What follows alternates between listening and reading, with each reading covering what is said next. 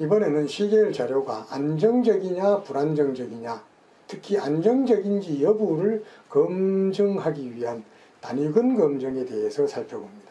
시계열 분석을 할 때는 기본적으로 처음 이루어지는 분석 단계가 해당 시계열이 안정적이냐 아니냐를 살펴보는 단위근 검증입니다. 단위근 검증에는 여러 가지가 있습니다만 여기에서는 세 가지만 살펴봅니다. 첫 번째는 단순한 디키-풀러 검증법입니다. 심플 디키-풀러 테스트입니다. 시계열 자료의 안정성 여부를 살펴보기 위한 가장 기본적인 검증법입니다. AR1, 오토 리그레시브 원 모형을 기본으로 합니다. 현재의 YT는 지난기 YT-1과 UT로 이렇게 연결이 되어 있는 이런 모형입니다. 여기서 단위근 검증은 Y가 1보다 작으냐 1과 같으냐라는 것을 평가하는 것입니다. 그래서 뒤에 가서는 이 Y가 1이냐 아니냐를 보는 겁니다. 이를 직접 추정을 하게 되면 바로 여기에서는 허구적인 회귀의 문제, 스푸리어스 회귀의 문제가 생길 가능성이 있기 때문에 YT를 양변에 빼줍니다. 빼주게 되면은 이렇게 되고 나중에는 YT-YT-1, 즉 델타 YT는 이 갬마의 YT-1과 UT로 이렇게 연결이 되어 있습니다. 이것이 바로 우리가 조금 전에 살펴보았던 상수항이 없는 시계열이 안정적이냐 아니냐를 살펴볼 때 사용하는 식이 됩니다. 그래서 감마가 1이냐 감마가 1보다 작으냐를 검증하는 것으로 이렇게 바뀌게 됩니다. 그런데 이 디키-풀러는 여기에다가 상수항을 포함을 시킨 것, 상수항과 추세를 포함시킨 이 수식을 동시에 고려를 해서 바로 이 시계열이 안정적인지 아닌지 여부를 평가하는 단위근 검증을 되었습니다. 자, 그렇지만은 나중에 방금 살펴본 심플한 디키-풀러 검증법은 이 자기 상관의 문제를 가질 수가 있기 때문에 여기에 자기 자신의 변수인 시차 변수 이 부분을 포함을 시켜서 단위근 검증을 하는 방법이 개발이 되었습니다. 그래서 이때는 이런 시차 변수가 포함이 되었다 이런 의미에서 오그멘티드 디키-풀러 테스트라고 이렇게 이야기를 합니다. 부가된 디키-풀러 검증법.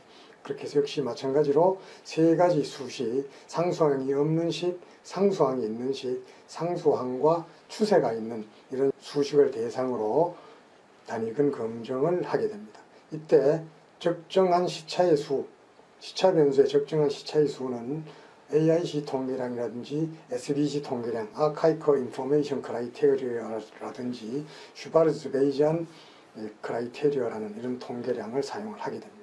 다음에는 필립스 페론 검증, 이런 검증 방법이 이 오차항, 이 UT가 서로 통계적으로 독립적이고 동일한 분산을 갖지 않을 경우에 대비를 위해서 개발된 바로 단위근 검증법이 필립스 페론 검증법입니다. 자, 그래서 우리 이 세 가지 검증법, 심플한 디키-풀러 검증법, 부가된 디키-풀러 검증법, 필립스 페론 검증법, 이 세 가지 방법을 통해서 해당 시계열이 안정적인지 아닌지를 평가를 하게 됩니다.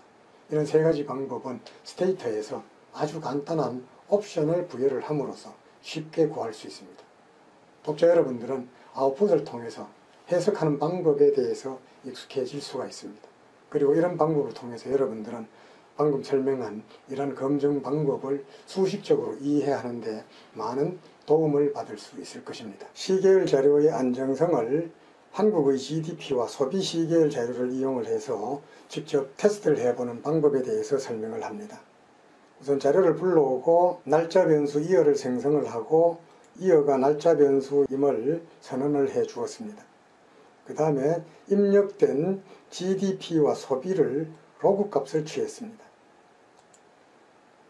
그 다음에 방금 구한 LGDP, 그 다음에 LCON, 그 다음 GDP 전분기 대비 디퍼런스, 차분된 자료를 구해 보았습니다. 차분된 자료를 구할 때에는 제너레이트 명령어를 이용을 해서 구하기보다는 변수 앞에 D4점이라는 이런 변수를 추가함으로 인해서 아주 간단하게 이 차분된 변수를 구할 수가 있습니다. 그래서 그래프를 LGDP에 대해서 그려보고 LGDP의 차분된 자료를 그래프로 그려봅니다. LCON에 대한 자료를 그리고 이거의 차분된 자료를 그래프로 그려봅니다. 자, 그래프는 tsLine이라는 명령어를 사용을 하는데 앞에 QUI, quietly라는 이런 명령어를 넣어 놓았기 때문에 그래프가 화면에 보이지 않습니다. 그 다음에 이렇게 그려진 그래프를 나중에 모아서 4개의 그래프를 하나의 그래프로 합쳐 보았습니다.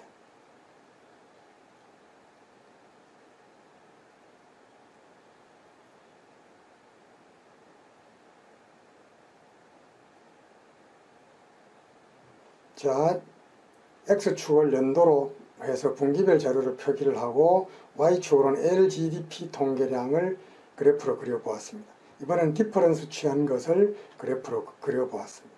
L 소비의 로그 취한 것을 그래프로 그려보았고 디퍼런스 된 것을 그려보았습니다. 자, 이것들은 불안정한 시계열임을 알 수가 있습니다. 이것들은 비교적 안정적인 시계열임을 알 수가 있습니다.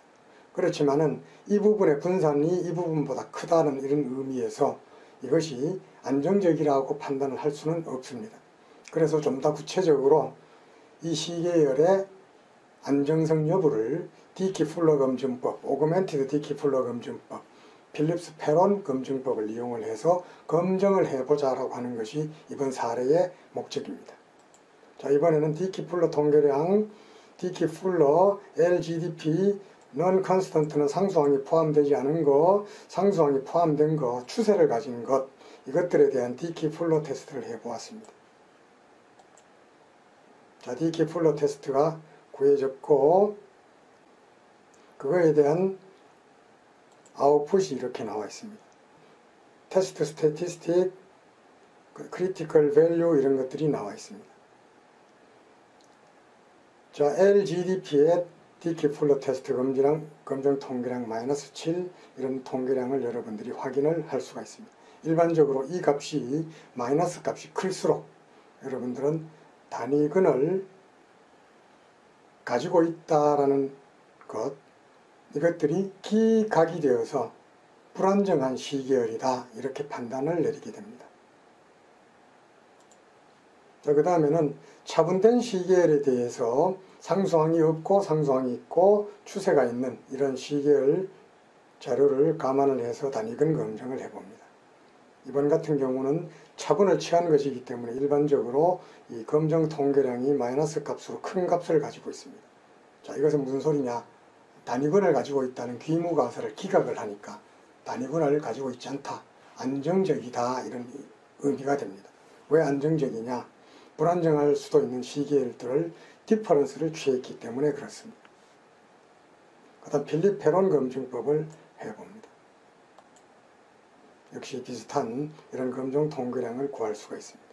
그 다음 디키플러 Generalized Least Squares Unit Root Test라는 이런 또 다른 방법이 있는데 이것도 역시 쉽게 테스트를 해볼 수 있습니다.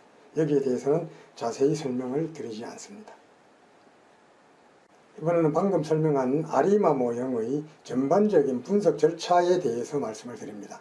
아리마 모형을 분석을 하기 위해서는 해당 시계열이 안정적인지 불안정적인지를 테스트하기 위한 단위근 검증을 이미 여러분들은 살펴보았습니다. 만약에 단위근 검증을 통해서 이것이 불안정한 시계열이다 이럴 경우는 디퍼런스를 취하게 됩니다. 차분을 하게 됩니다. 그래서 차분한 시계열에 대해서 무엇을 구해보느냐? 이번에는 AR 부분, 오토 리그레시브 파트와 MA 부분, MA 부분의 차수인 P와 Q의 차수를 결정하기 위한 파셜 오토 코릴레이션 펑션과 그 다음에 오토 코릴레이션 펑션을 구해봅니다. 그 이외에 코렐로그램이라고 하는 도표도 그려봅니다.